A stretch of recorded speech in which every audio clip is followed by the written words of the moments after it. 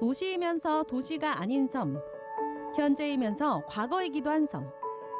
무대를 잃고 삶의 여유를 잃었던 사람들이 섬 안에서 치유를 얻습니다.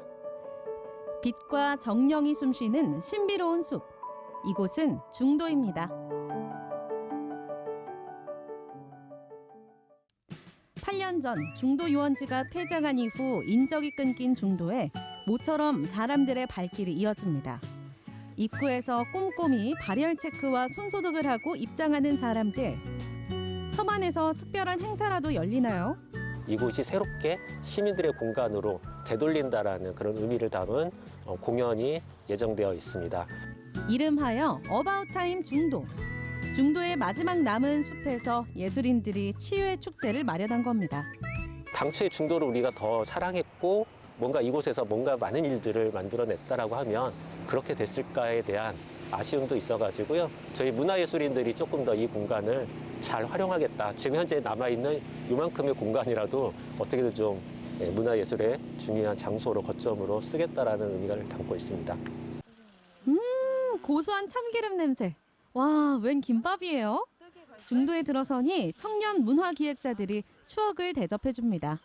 중도가 춘천 분들이 되게 소풍으로 많이 왔던 곳인데 그때 다시 추억을 김밥을 통해서 소환하는 프로젝트로 김밥을 싸드리고 있습니다. 숲 전체가 모험의 공간이 되는 중도 치유의 숲. 사람들은 이상한 나라의 앨리스가 돼 잃어버린 무언가를 찾아다닙니다. 상상 속 정령들이 실존하는 숲속 세상. 숲을 헤매는 동안 가슴에는 잃었던 동심이 되살아나고 대화하는 법을 잊었던 귀에는 비로소 자연의 목소리가 들리기 시작합니다. 하늘과 나무에 둘러싸인 공간. 손님들은 숲에서 조용히 자신의 내면에 집중해 봅니다. 늘 세상을 쫓아가기 바빠 이렇게 자아성찰의 시간을 가져본 게 얼마만인지. 어쩌면 우린 잃어버렸다는 사실조차 잊고 살았는지도 모르겠습니다. 일상에서 벗어남을 통해 잃었던 쉼도 되찾았습니다. 흔들리는 편안함, 숨멍 침대. 아빠도 아들도 세상 편해 보이네요.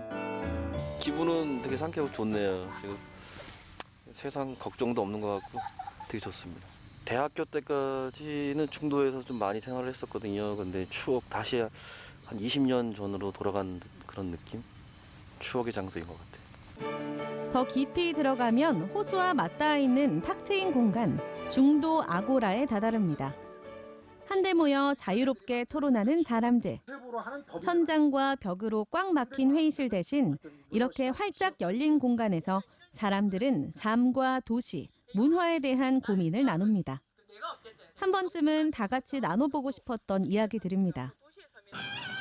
한편 아름드리 버드나무 아래에선 공연 리허설이 한창입니다.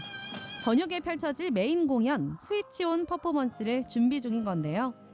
코로나19로 무대를 잃은 지역 예술인들이 시민들의 잃어버린 공간인 중도를 무대로 삼았다는 점. 이는 곧 모두가 잃어버린 것을 되찾는다는 의미가 됩니다. 사람들의 아픔이라든지 외로움, 서러움, 고독 이런 것들이 굉장히 좀 심각한 상황이기 때문에 예술과 자연과 함께 어떤 지금의 아픔들을 좀 치유할 수 있는 그런 치유의 숲이라는 프로젝트로 좀 준비를 하고 있습니다. 의암호 위로 붉은 석양이 드리워지고 이내 중도에 어둠이 내립니다. 늦은 시간이지만 섬을 찾아온 관객들. 이 깜깜한 섬 안에서 지금 뭐가 기다리고 있을 것 같아요? 진짜 솔직히 말하면 도깨비? 숲에는 도깨비보다 더 놀라운 것들이 가득했으니 전국 각지 예술가들이 보내온 100여 편의 퍼포먼스 영상입니다. 언택트로 100편의 공연을 관람하는 겁니다. 이런 언택트 시대에도 그래도 사람의 이렇게 관심, 다른 사람에 대한 관심, 사회적 거리두기는 해야 되지만 그래도 관심이 필요하다는 걸 보여주는 것 같았고요. 이렇게 모니터이고 직접 보면서 이렇게 그 열기라든지 그런 걸 직접 보는 건 아니래도 그래도 또 느껴지는 게 있는 거죠. 비대면과 대면의 합작으로 구성된 메인 공연. 버드나무를 스크린 삼아 미디어 쇼가 펼쳐집니다. 지금 중도의 숲에 투영되고 있는 건 현대인들의 외롭고 상처 입은 내면.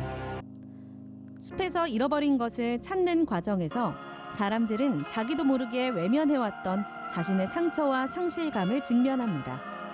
그리고 숲에서 치유받길 간절히 원하게 되죠.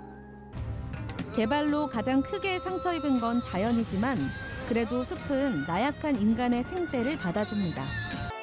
스스로 파괴해서 쉴 곳을 잃고 그리워하고 다시 돌아와 치유를 원하는 아이러니한 현실. 다시 찾은 중도의 숲은 사람들의 이런 간절한 마음에 응답하듯 치유의 숲으로 전환됩니다. 두려워하지 말고 다가오라며 숲속으로 이끄는 손짓. 이제 관객들은 공연을 바라보는 입장에서 공연 속에 들어가 함께 어우러지는 입장이 됩니다. 좁은 숲길 곳곳엔 정령들이 사람들을 맞이합니다. 이 숲의 정령들은 애초에 사람과 동떨어진 별개의 존재가 아니라 사람들의 소망이 탄생시킨 존재라는 사실. 자연과 인간 모두의 상처를 치유하는 힘은 공존하고자 하는 마음이었습니다. 그 소망이 숲의 심장을 뛰게 하고 생명의 빛을 불어넣습니다. 공연 중 갑자기 찾아온 암전. 캄캄한 어둠 속에서 사람들이 하나 둘 작은 전구에 불을 켜기 시작합니다. 그렇게 다시 밝혀진 중도의 숲. 진정한 스위치온의 순간입니다. 밤에 이렇게 조용히 또 새로운 공간에서 펼쳐지는 이 공연이 되게 몽환적이고 되게 처음 보는 광경이다 보니까 감동이 더 컸던 것 같습니다. 다시는 볼 수 없는 관객일 것 같았는데 다행히 오늘 이렇게 관객들이 호응해 주시고 좋아해 주니까 다시 이렇게 무대에 대한 감사함도 더 절실히 느끼고 있고 또 한 동작 한 동작도 되게 신중하게 또 감사함을 느끼면서 오늘 되게 공연을 했던 것 같습니다. 어둠 속에서 환히 빛나는 중도의 숲. 오늘 사람들이 켠 불은 단지 숲의 빛이 아니라 위기를 극복하고자 하는 의지의 빛이기도 합니다. 어떤가요? 지금 여러분의 가슴에도 불이 켜졌나요?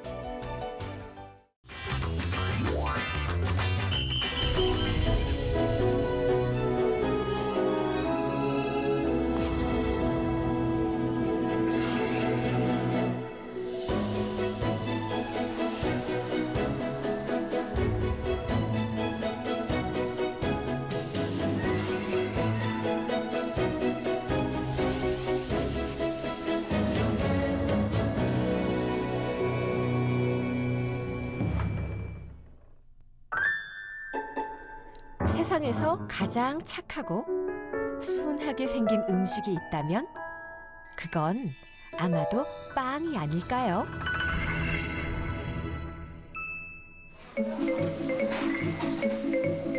시집 오셔서 20살부터 여기서 일을 하신 것 같아요. 여기가 거의 삶 자체였었고 새벽 4시에 목욕 가셨다가 7시에 가게 내려가시고 뭐 이런 거를 누군가 하면 이게 짐덩어리다.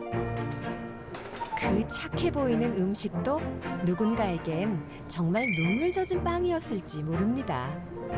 무려 74년 동안 같은 이름으로 같은 빵을 만들어내는 일이 왜 그렇지 않았겠어요? 누군가의 든든한 아침 식사를 대신할 첫 빵을 위해 누군가는 달콤한 아침잠을 미뤄두기도 합니다.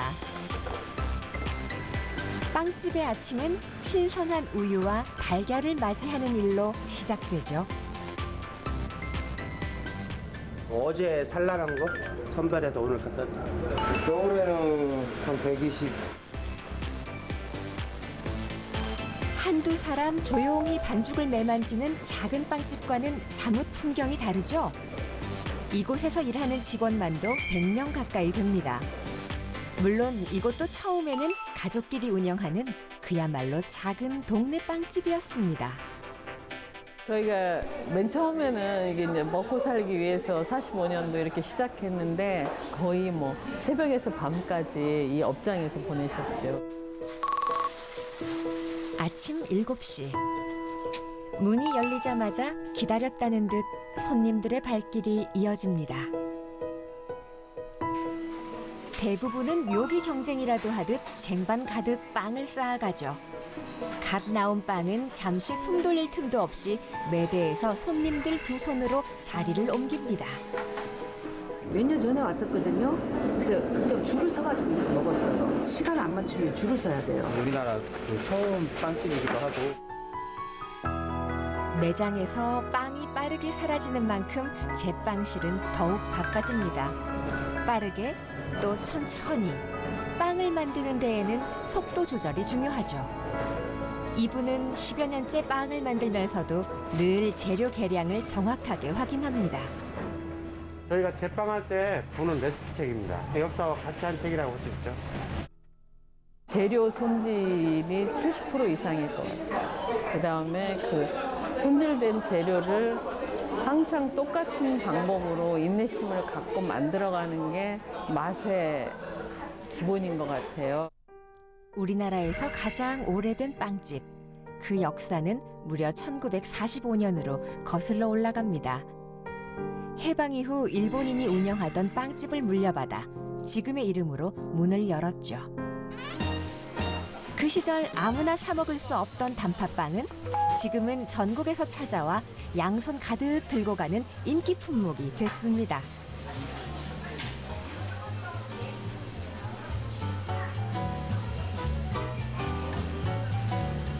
야, 사람 무지무지하게 많이 오네요, 진짜. 와, 줄 서 있는 것 좀 봐봐요. 네, 여기 와서 빵을 보니까 옛날 추억에 잠기기도 하고 이 익숙한 맛, 정다운 맛, 정겨운 느낌 그냥 빵만 사러 온 게 아니라 여기에서 느껴지는 흘러나오는 문화 있잖아요. 이런 것들을 함께 즐기려고 여기를 꼭 오시는 것 같아요. 저도 껌 좀 씹던 시절에 빵집에서 미팅 좀 했죠.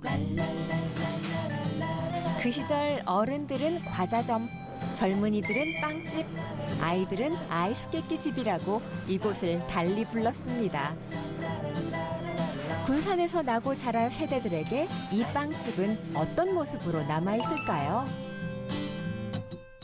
세상 모두가 약속이라도 한 것처럼 그때는 빵이 옛날에는 비쌌잖아요. 어렸을 때, 우리 어렸을 때는 하도 뭐 집에서 엄마가 해주는 뭐 그런 빵이나 먹었지. 어렸을 땐 나도 나중에 크면 빵집을 사장님이 되어야겠다라는 꿈을 가지고 있었죠. 그때는 여기서 있으신 분들이 양과자 먹고 화과자 드시고 하는 분들을 얼마나 부러워했겠어요. 전성기에는 20곳이 넘던 무슨 당이라는 이름을 붙인 동네 빵집들이 점차 사라지는 동안 이곳에도 변화가 생겼습니다. 단과자빵이라고 그러죠. 안에 충전물이 들어간 뭐 앙금빵, 야채빵, 소보루빵, 크림빵 이런 빵류가 이제 1945년도부터 시작해서 왔다면 저희가 이제 80년도에 그 샌드위치 모닝 세트가 들어왔어요. 빵으로 아침 식사를 대신하는 사람들. 모닝 세트가 궁금한 젊은이들도 있지만 수십 년 동안 이 맛을 즐기러 다니는 단골도 있죠. 모닝 세트에서 가장 반응이 좋은 건 이 야채 스프인데요. 봉긋한 노른자를 살린 달걀 프라이와 양배추 샐러드를 곁들여 구운 식빵, 우유와 함께 담아냅니다. 유명한 햄버거 그 브랜드의 땡모닝 그 세트도 있잖아요. 네, 그렇죠. 근데 그걸 보고 이걸 보니까 가정에서 어머님이 해주는 그런 느낌 나요. 저마다 재료를 조합해 먹는 즐거움도 있겠죠. 그게 한심에 들어갈까요? 먹어봐야죠. 어때요? 이렇게 조합해서 먹으니까 맛있어요. 네.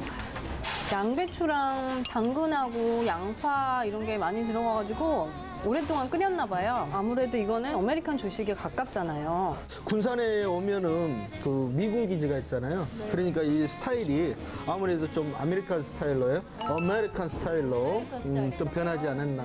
그 당시에는 야채숲이다, 빵에다 버터를 발라서 뭐 잼을 발라서 먹는 게 그렇게 널리 퍼져 있지 않던 시절인데 그때는 뭐 하루에 한 팀, 두 팀 왔었대요, 이 모닝 세트를. 맨날 저희 어머니가 그랬대. 야, 새벽부터 이걸 내가 준비했어.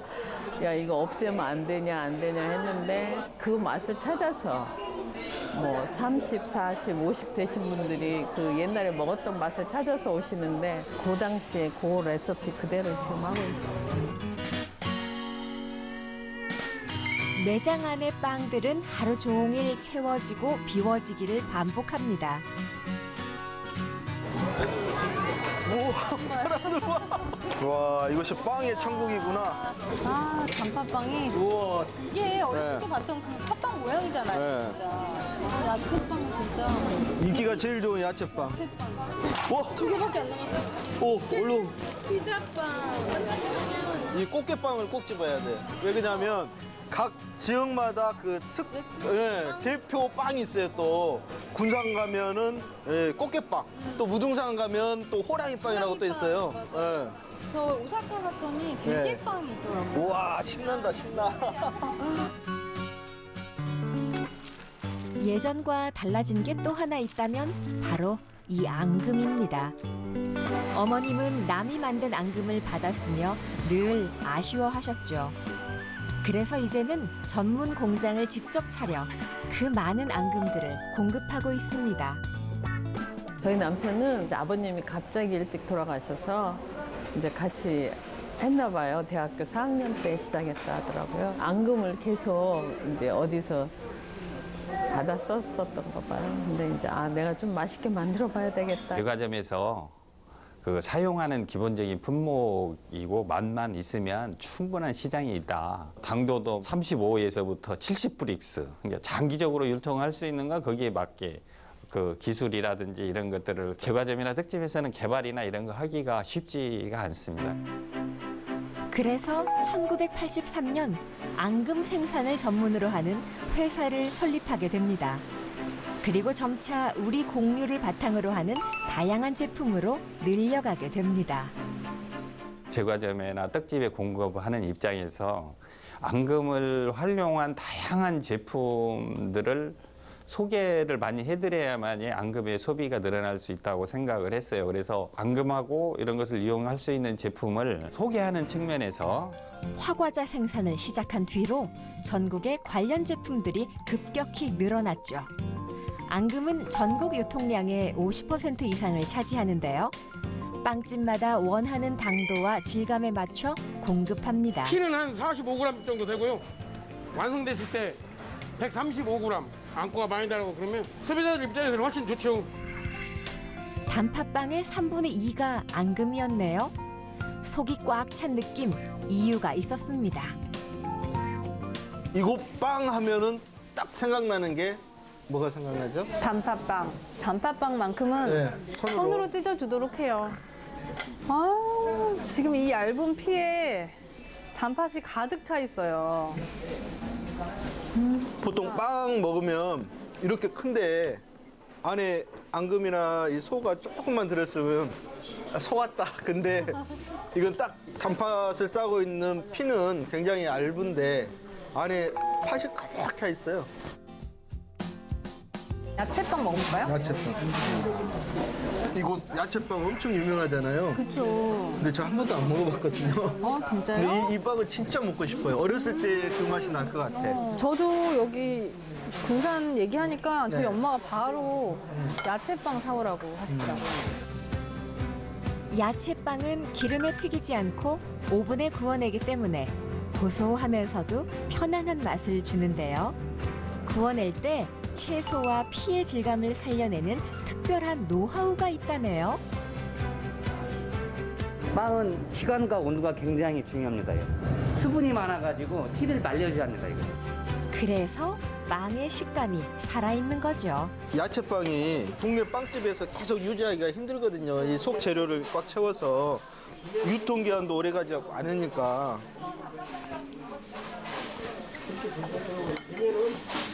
야.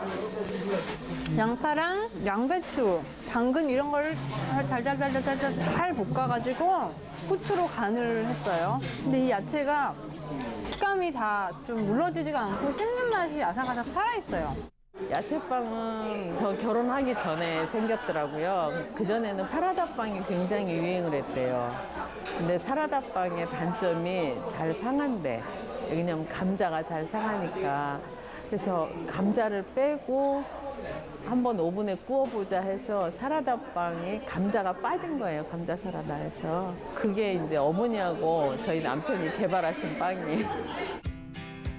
수십 년 이어온 빵들은 처음의 레시피를 유지하면서 한결같은 맛으로 꾸준한 사랑을 받았습니다.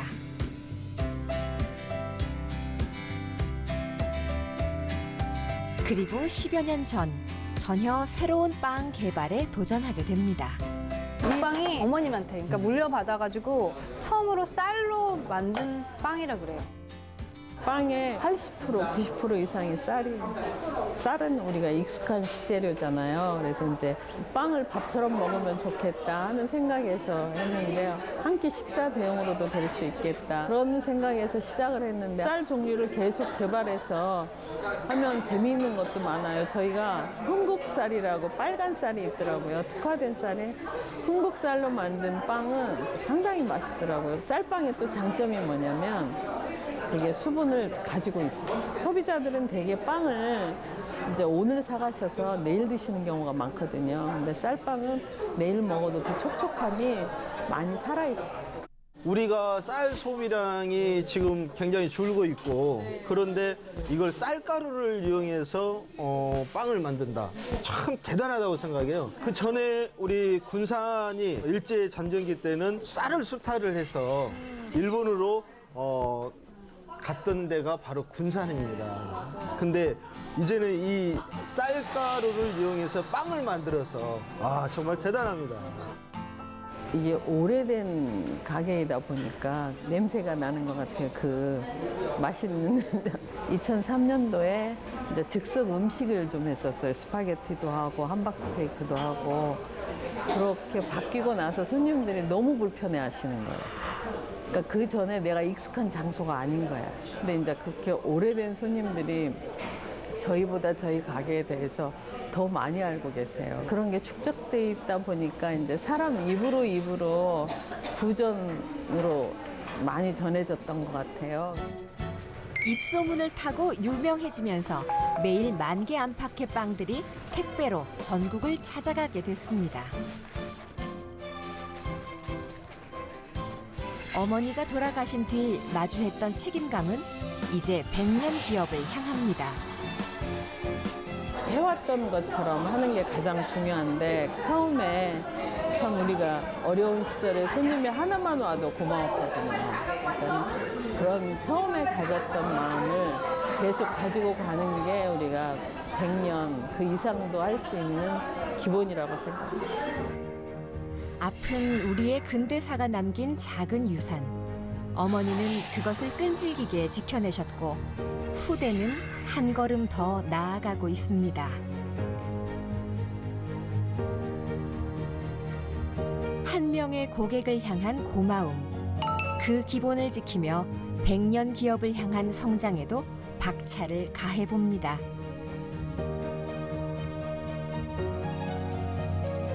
여기는 인테리어도 더 모던하고 빵도 되게 새롭고 다채로운 게 많아요. 이러한 노력들이 이곳 빵집을 더 성장시킬 수 있는 그런 에너지가 아닌가 싶습니다. 동네 빵집으로 시작해서 이런 큰 전국구 빵집이 되기까지는 얼마나 많은 노력을 하셨겠어요. 오늘 이렇게 맛있는 빵을 저는 먹었는데 네. 집에 아이들이 아른거려서 그래서 빵을 좀 사갖고 와야 되겠어요. 좀 골라서 가시죠. 네. 다음에도 일찍 와가지고 모닝 세트 먹어야겠어요. 저는 이제 줄 서서 야채빵 먹어야겠어요. 네, 안녕하십니까. 시장을 사랑하는 남자 시사남 사랑의 뽕센터 센터장 김기환입니다. 자, 오늘은요 삼척 번개시장이 나왔습니다. 번개시장 와서 제가 갑자기 든 생각인데 이 코로나19 바이러스를 정말 번개불에 튀겨버리고 싶은 그런 심정이에요. 저도 이런데 우리 상인분들은 오죽하시겠습니까? 자, 오늘도 제가 트로트로 신나는 뽕짝으로 상인분들에게 힘과 에너지를 불어 넣어드리겠습니다. 출발하시죠. 자, 야, 이른 아침부터 역시 번개시장답게 사람들이 굉장히 번개처럼 지금 많이 몰려 계세요. 어디 갈까요? 여기부터 갈까요? 여기부터? 네, 입구부터. 오우, 야, 여기 보세요. 야, 신선하네. 예? 야, 이게 회가 오, 여기 안녕하세요. 네, 안녕하세요. 네, 왜 이렇게 당황하세요? 놀라가지고. 연예인 처음 보세요? 네. 예. 제가 여기 온 이유는 뭐냐면요. 네. 우리 시장 상인분들께 좀 트로트로 네. 힘을 좀 드리려고 네. 이렇게 왔어요. 아, 네. 네. 감사합니다. 자, 여기 뭐가 맛있어요? 지금 요즘 이제 전어 나오기 시작했고요. 아, 전어. 잠깐만. 야, 지금 또 이 9월, 10월이 가을 전어철인데. 네. 전어. 야, 살아있네. 야, 이거 언제 잡으신 거예요? 이건 아침에. 아침에? 네. 오늘 아침에? 네, 오늘 아침에요.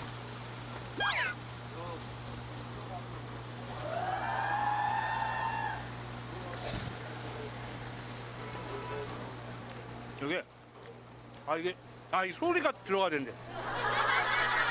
맛있으세요? 제가 이 맛에 네.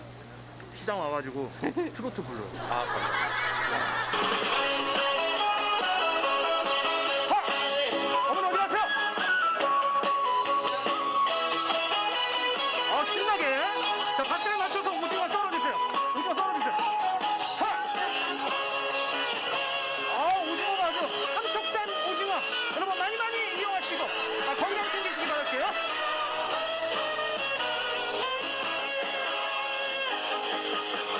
있을 때 잘해 후회하지 말고.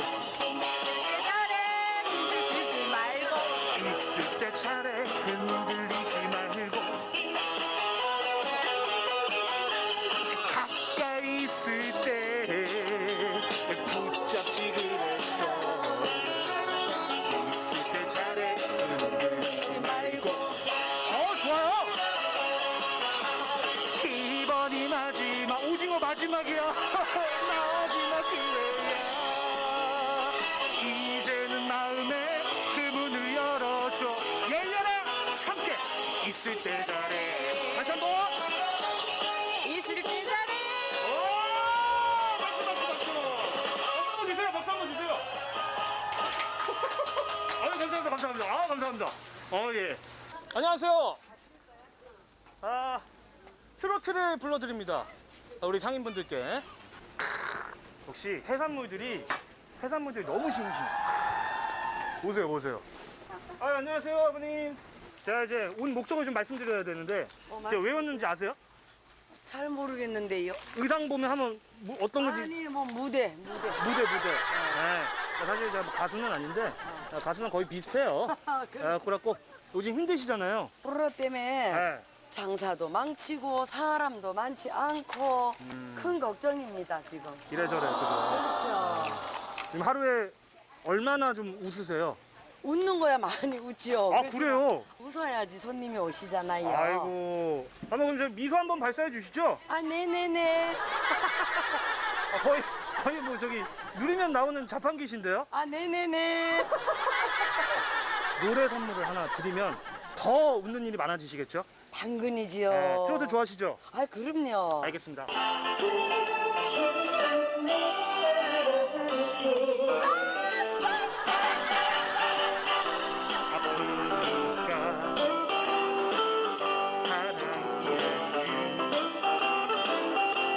잊으려 애를 쓰니 더 보고 싶더라.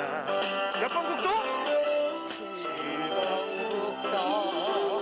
하이! 바닷길 따라 끝없는 나의 사랑길. 해 뜨는 정동진에서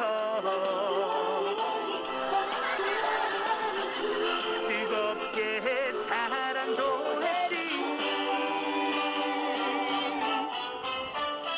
가다가 멈추어 보니 그때 그 포장마차 사연 나는 술 한 잔. 무심한 갈매기 소리 내 마음 끼우고 보고 싶다 사랑아. 좋아. 하트. 우리 오늘부터 1일. 좋았어요. 어머니 안녕하세요. 지금 뭐 신청곡이 들어왔다 그래가지고.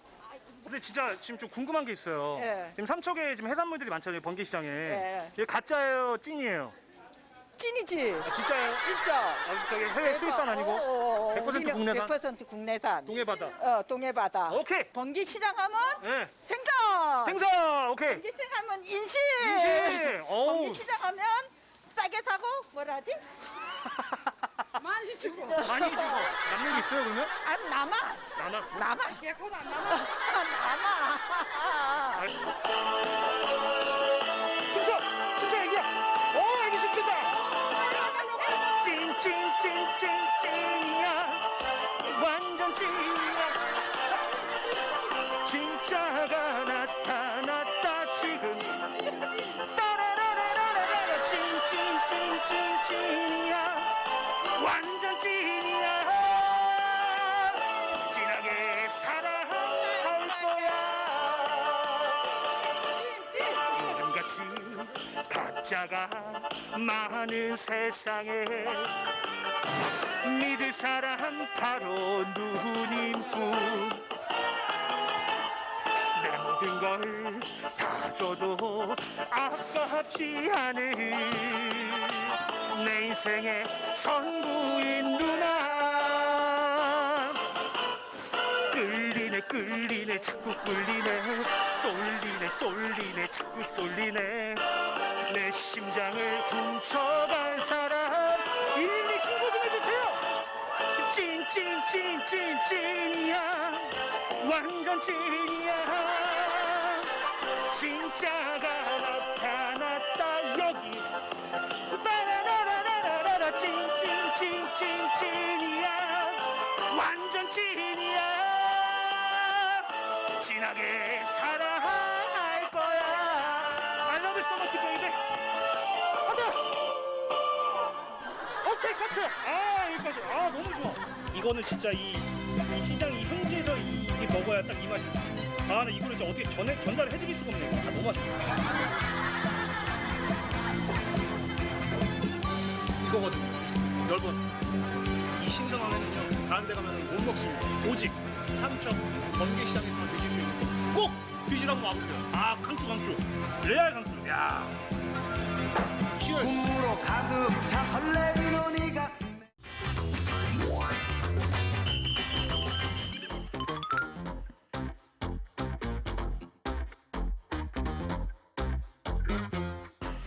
여러분 안녕하십니까. 포항 MBC 뉴스입니다. 매일 아침 지역 소식을 신속하게 전하는 뉴스 요정. 그녀가 오늘은 전국 시대에 떴습니다. 수고하셨습니다. 출근 시간 새벽 5시 반. 남들보다 일찍 하루를 시작하는 수빈 씨는 남들보다 일찍 퇴근하는데요. 아직도 해가 중천이네요.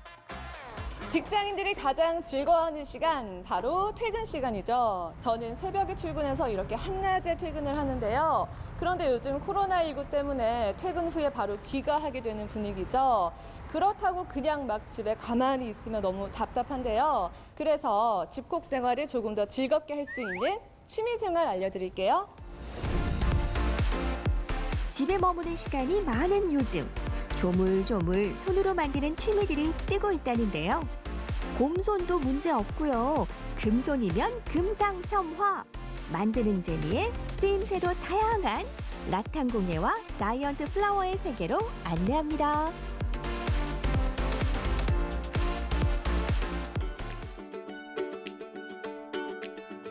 즐거운 집콕 생활을 위해 전국시대가 추천하는 첫 번째 취미. 어때요? 이렇게 슬쩍 보기만 해도 이국적인 분위기가 물씬 풍기죠? 인테리어에 조금이라도 관심 있는 분들은 다들 눈치채셨죠. 우리 집이 마치 동남아 휴양지가 된 것만 같은 그런 인테리어인데요. 요즘 굉장히 핫하다고 합니다. 저도 SNS를 통해서 가끔 보곤 했었는데 그 정체 궁금하시죠? SNS에서 난리라는 그것. 가방이나 모자 같은 패션 아이템에서 인테리어 소품까지 무한 매력 방출하는 라탄 공예가 오늘의 첫 번째 주인공입니다. 라탄 공예품은 제가 시중에 많이 나와 있는 걸 본 적이 있는데요. 이렇게 실제로 만들게 될 줄은 몰랐어요. 이렇게 보니까 굉장히 신기한데 선생님 근데 라탄 공예가 대체 정확하게 뭔가요? 네. 라탄은 야자목에 속하는 등나무 줄기를 이야기하고요. 저희가 직접 이 제품을 가지고 와서 소분하고 재료를 불린 다음에 여러 가지 소품을 만드는 공예를 이야기합니다. 네, 그러면 이 라탄 소재로 만들게 되는 건데 이걸로 어떤 작품들을 만들어 볼 수 있을까요? 예, 지금 보시는 것처럼 뭐 티코스터나 아니면 컵홀더, 그리고 조명, 그리고 거울 등 여러 가지 가방까지도 만들 수 있고요. 요즘 캠핑 많이 가시잖아요. 이제 캠핑에서 이용하실 수 있는 뭐 가랜더나 여러 가지 뭐 워머 같은 것도 다양하게 만들어 보실 수 있습니다. 와, 그럼 이 라탄 소재 하나로 굉장히 다양한 작품을 만들 수 있다는 건데 굉장히 대단한 친구네요. 네, 준비물도 굉장히 간단하고요. 만드는 방법도 어렵지 않아서 남녀노소 누구나 만들 수 있습니다. 근데 선생님 제가 사실은 손재주가 별로 없어서 이런 아기자기한 거를 만들어 본 적이 없는데 저 같은 초보자도 만들어 볼 수 있겠죠? 당연하죠. 그럼 오늘 어떤 거 배워요? 예, 오늘은 이렇게 간단하게 티코스터 한번 만들어 볼게요. 티코스터. 제가 또 커피 굉장히 좋아하거든요. 커피 이 받침대로 쓰면 굉장히 유용할 것 같습니다. 한번 배워볼게요.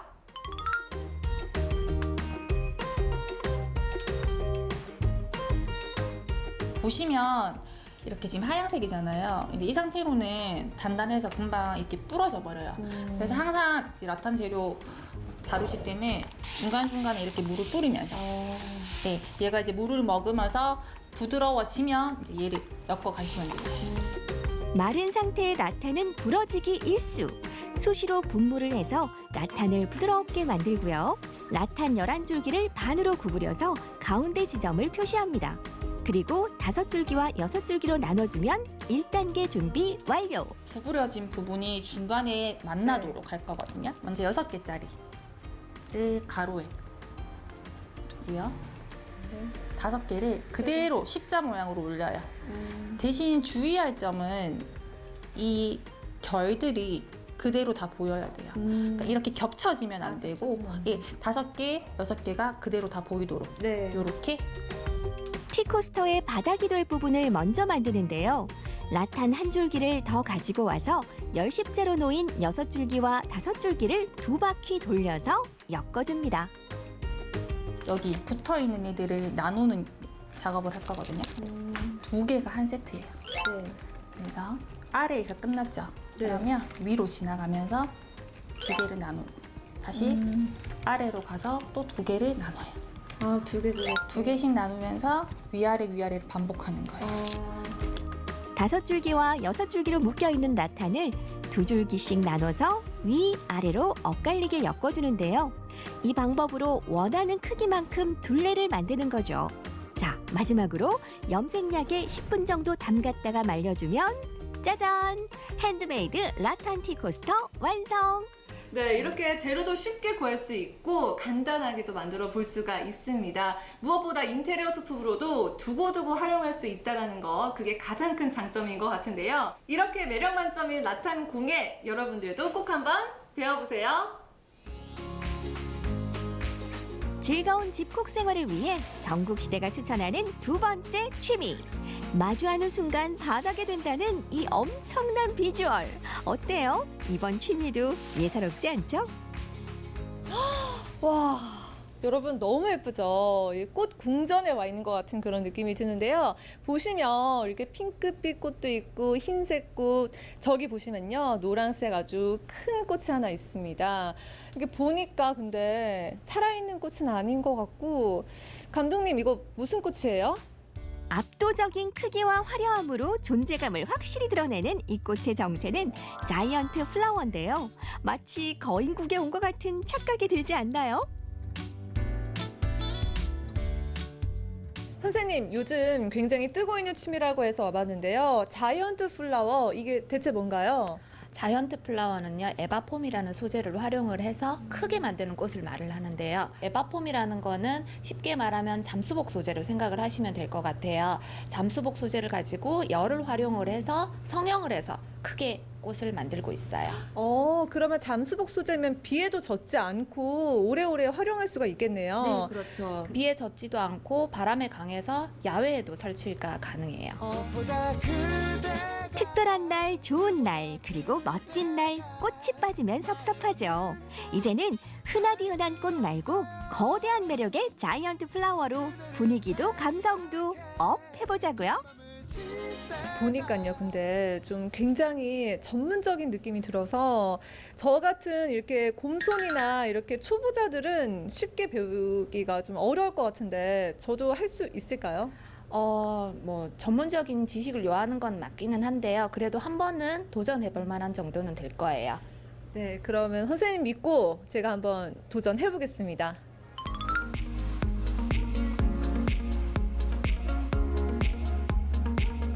선생님, 이게 에바폼인 거죠? 이걸로 꽃을 만들 수가 있다는 거죠?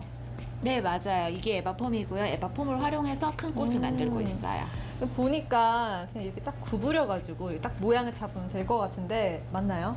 그냥 그렇게 하면은 다시 펴져서 꽃이 되지는 않고요. 휘건을 이용을 해서 열을 가해서 성형을 하고 그 다음에 글루건으로 붙여서 작품을 만들고 있어요. 이거 보니까 기술력이 좀 필요할 것 같은데 제가 라탄 공예 배우고 와서 손이 좀 풀렸거든요. 이제 좀 자신감이 붙어서 열심히 한번 만들어 보도록 하겠습니다.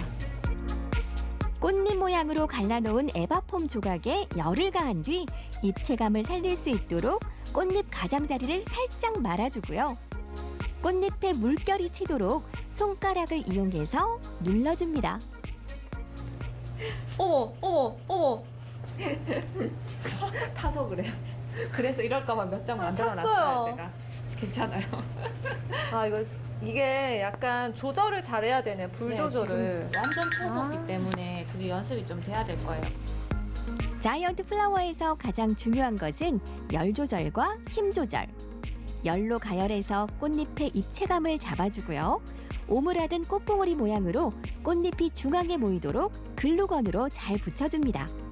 꽃의 중심 부분이 완성됐다면 여러 장을 겹겹이 쌓아둔 꽃잎의 가운데 자리에 고정시켜줍니다. 짜잔! 근사한 보라색 꽃이 완성됐습니다.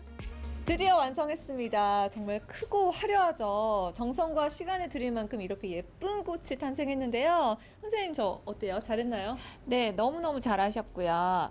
자이언트 플라워 매력이 이렇게 한 송이만으로도 큰 효과를 낼 수 있고 그리고 만들어 놓으면은 만족도도 굉장히 높아요.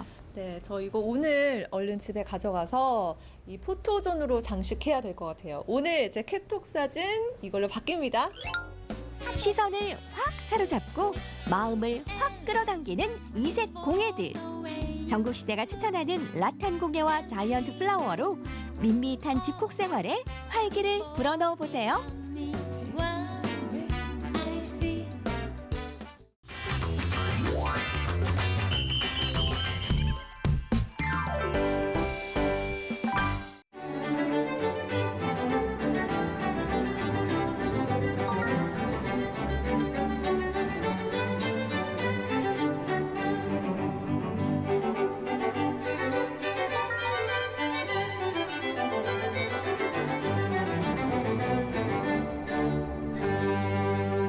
선생님은 음악가이십니까? 아니면 역사가이십니까? 지금은 대고음악사를 연구하니까 음악사학과 또 음악 이론가. 원래는 제가 그 대학교 다닐 때는 클라리넷 연주가였습니다. 선생님 고등학교 때 클라리넷 연주하셔가지고 아주 큰 상을 받아서 장학생으로 뭐 학교는 그냥 아무데나 간다 그러더라고요. 대학교를. 전국 음악 경연대회에 나갔습니다. 잘한 사람 많이 나왔죠. 나왔는데 거기서 전체 특상을 받았습니다. 그 당시에는 대통령상은 없었고 문교부 장관상이 제일 큰 상이에요. 그래서 이제 지도 선생님이 우리 지역의 대학교에 가면은 4년제 전면 장학생하고 영남대학교죠. 예, 영남대하고 그 당시에는 비포장이었기 때문에 다니기 굉장히 힘들었습니다. 그래서 교통비하고 줄 수 있다고. 근데 그렇게 하시고 난 뒤에 이제 학부의 욕망이 있으셔가지고 서울로 공부하러 가셨잖아요. 예, 예. 그때는 악기로 가신 거예요? 아닙니다. 그때 대학원 이론을 갔는데 왜 그 악기를 포기하셨습니까? 계속 하시지. 본인이 능력이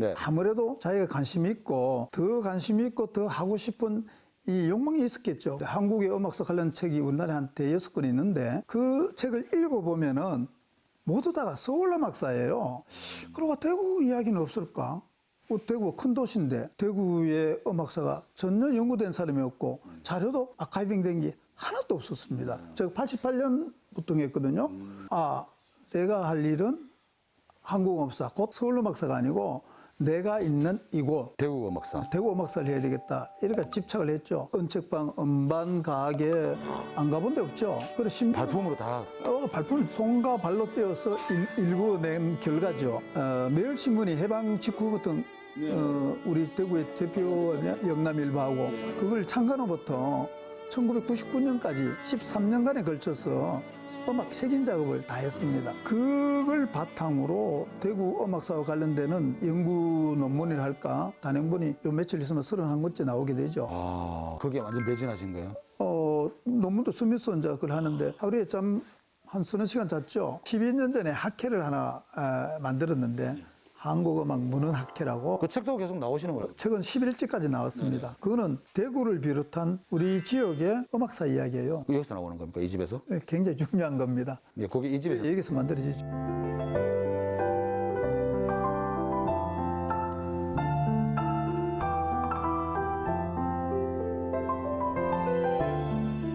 음악사는 역사의 한 갈래이기 때문에 음악만 알아가지고는 절대적으로 완성할 수가 없습니다. 피아노에 조상이 있죠. 챈발로라든지 하프시코드. 그거는 어떤 특성이 있냐면은 세게 치나 여러 개 치나 소리가 작아요. 피아노는 원래 이름이 피아노 포르테예요. 피아노는 강하게. 여러 개. 포르테는 세게잖아요. 강하게잖아요. 세게 강하게 여러 개 칠 수 있으니까 클라이막스라는 게 결정이 되죠. 음악에. 그 당시에 피아노를 만들 수 있는 재료가 나왔기 때문에 그렇습니다. 피아노 재료 뭔데요? 철사. 그 당시 철사가 나왔기 때문에 철사를 이용해서 악기를 만든다든지 뭐 구조물을 만들 거 아니겠습니까? 그 음악에서는 피아노가 나온 거죠. 우리가 철사 이야기하면은 피아노 이야기하잖아요. 피아노 이야기만 바 핸들 이야기하고 그 근대 음악의 출발점이 피아노로 됐다. 요거 딱 외워뒀다 딴 데 가서 아는 척 해도 되겠죠? 네, 됩니다. 아, 예. 굉장히 멋있어 보이는데. 우리 지역도 음악의 중심이었다. 그리고 왕성 활동했었다. 이렇게 했잖아요. 그거 혹시 저희들 잘 알고 있는 그 귀신통. 피아노가 이제 대구라는 곳을 딱 들어오면서 이제 서양 음악은 대구가 중심이 시작되는 겁니까? 출발하게 된다고 볼 수 있죠.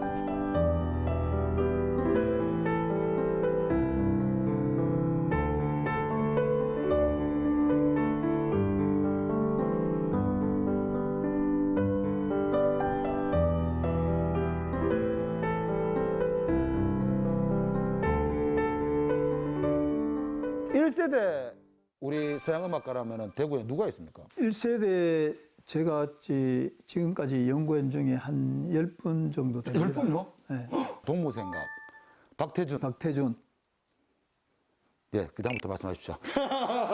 근데 지금까지는 박태준하고 현재명 선생이에요. 알죠. 박태준과 현재명은 현재명? 3년 차예요. 안동 출신에 권태호라는 분이 있었고. 그분 혹시 나리 개나리 맞아요. 그거 동료 작곡하신 분이. 근데 1900년생 중에 여자분이 한 분이 있어요. 아, 여성분도 활동할 수 있었습니까, 그 당시에? 이분이 사상이 그런 거예요. 추애경인데 이름이. 우리 여성은 백화점에 진열되어 있는 오모장, 인형이 아니다. 우리 남자들 같이 직업을 가지고 활동을 해야 된다는 걸 그 당시에 벌써 주장했는 분입니다.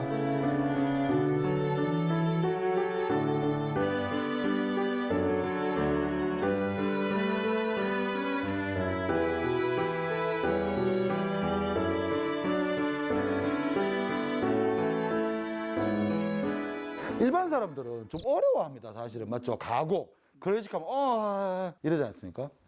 좀 쉽게 이해할 방법이 있을까요? 클래식을 쉽게 이해하려면 자꾸 듣는 수밖에 없고. 들으면 잠이 와요. 그러면 그 전에 제가 연구한 음악사 이야기를 읽어보면은 클래식이 더 깊게 이해가 됩니다. 예를 들어서 우리가 잘 아는 클레멘타인. 저 뭐죠? 넓고 넓은 바닷가에 오막살이 집 한 채 하는 그게 클레멘타인인데 클레멘타인. 1849년에 미국 역사를 알아야 돼요. 캘리포니아에 극막열이 붐이 일어나가지고 어떤 아버지가 두 딸을 데리고 금을 캐러 캘리포니아를 간 거예요. 당부를 했죠. 야들아 이거 텐트 주위에만 있어야 되지. 아버지 일하는데 오면은 위험하니까. 그랬는데 딸이 아버지 일하는데 궁금해가지고 간 거예요. 근데 마침 그때 다이나마이트가 터져가지고 돌에 큰 딸이 머리를 맞아가지고 죽은 거예요. 가스밤 이야기입니다. 잠깐 그러면은 그 딸 이름이 클레멘타인입니다. 신나게 부르면 안 되는 거네요. 슬픈 노래죠. 저 음악사를 집에서 이 시청자분이나 저 같은 사람은 공부하기 힘드니까 선생님 책을 찾아보면 되겠네요. 당연하죠.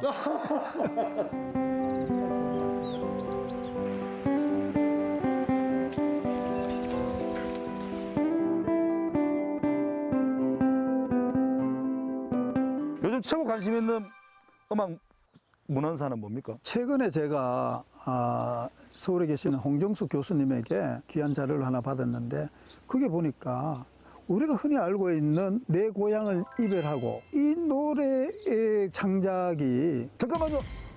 이게 최초입니까? 대구에 제1세대 최초의 음악가를 할 수 있는 박태원 선생님하고 관련되는 박태원 선생님이 그 소설가 구보 그분 아니십니까? 아닙니다. 아니에요. 새로운 자료가 발굴이 되어가지고 저 혼자만 지금 조사하고 있습니다. 연구하고 있습니다. 저 혼자만 볼 수 있도록 해놨습니다. 그거 제가 가져가면은 큰일 나죠. 농담. 논문 한 편은 날아가는 겁니다. 보여드릴 수는 있죠. 우리나라에서 창작한 최초의 노래의 분류에 들어가는 거죠. 그리고 그런 분인데 천재네요. 다방면에 잘했다고 기록이 남겨져 있는데